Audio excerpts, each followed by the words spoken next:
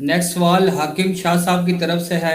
آج کل بازاروں میں اور دکانوں پر ریڑھی اور کاؤنٹر باہر نکال کر جو ہے وہ راستہ تنگ کیا جاتا ہے، جس سے عوام کو اور ٹریفک کو شدید مشکلات کا سامنا کرنا پڑتا ہے۔ اس طرح کے لوگوں کی حلال کمائی ہوگی، اپنا موقف ضرور دیں۔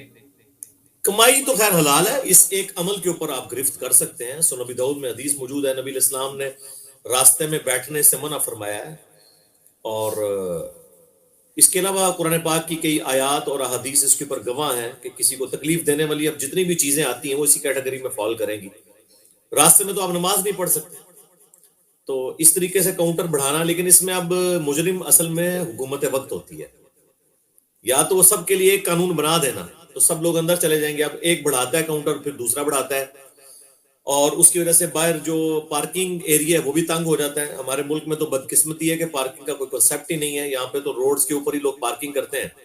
اسی لیے اگر آپ کبھی فجر کے بعد اس روڈ سے گزریں تو آپ کو یقین ہی نہیں آئے گا کہ آپ کے شہر کی وہ روڈ ہے، کہ اتنے بڑے بڑے رن ویز ہیں، لیکن دن کے بعد گزریں تو وہاں سے گزرنا مشکل ہوتا ہے کیونکہ پارکنگ ایریاز نہیں ہوتے، اس لیے لوگ سڑک کے اوپر ہی پارک کر کے چلے جاتے ہیں، کچھ خیال نہیں کرتے۔ اسی طریقے سے جو رکشہ والے ہیں وہ سواریوں کے چکر میں بھی مسلسل اس کو پار کیے ہوئے ہوتے ہیں مین روڈ کے اوپر، تو ان کی وجہ سے بھی ٹریفک بلاک ہو جاتی ہے، اور کاؤنٹر بھی بڑے ہوئے ہوتے ہیں۔ ایک رول بنائے سب کے لیے، سب لوگ اندر چلے جائیں، تو جب سب اندر ہوں گے تو کوئی اس کو دیکھا دیکھی اس طریقے سے باہر ایکسٹینڈ نہیں کرے گا۔ پاکستان کے قانون میں بھی یہ جرم ہے۔ ہمارے جیلم شہر کے اندر بھی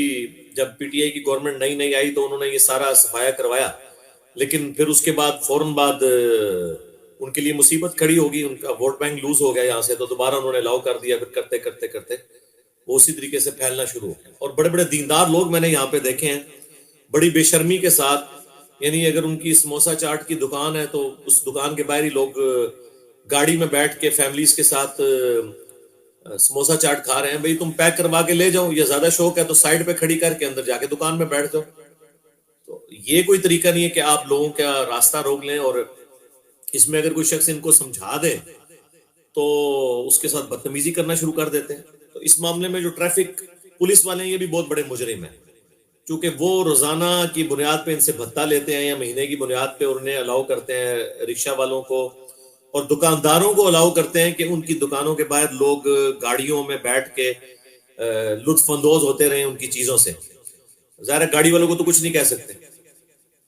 یہ ایک بہت بڑا المیہ ہے، ایز اے نیشن ہمارا یہ پرابلم ہے۔ اللہ تعالیٰ لوگوں کو ہدایت دے۔ اور ہاں اس میں یہ ہو سکتا ہے کہ اگر اس کی وجہ سے کوئی بندہ لیٹ ہو جاتا ہے، کسی کی دل آزاری ہوتی ہے، کوئی تکلیف میں آتا ہے، اس نے بچوں کو اسکول لینے جانا تھا، تو یہ ظاہر ہے کہ پھر اس طرح کے لوگوں کی کمائی تو ڈاؤٹ فل ہو جائے گی، اور ڈاؤٹ فل اس اعتبار سے تو ہے کہ ان لوگوں نے رشوت دی ہوئی ہوتی ہے پولیس والوں کو، کہ تاکہ ان کے آگے جو اس طریقے سے ٹریفک بلاک ہو ان گاڑیوں میں بیٹھے ہوئے لوگوں کی وجہ سے، وہ ان کا چلان نہ کریں۔ تو اس طریقے سے وہ کمائی تو خود بخود حرام کی آمیزش، تو الٹیمیٹلی برائی کا انجام تو یہی ہوتا ہے، تو حرام کی آمیزش تو ہو ہی جاتی ہے۔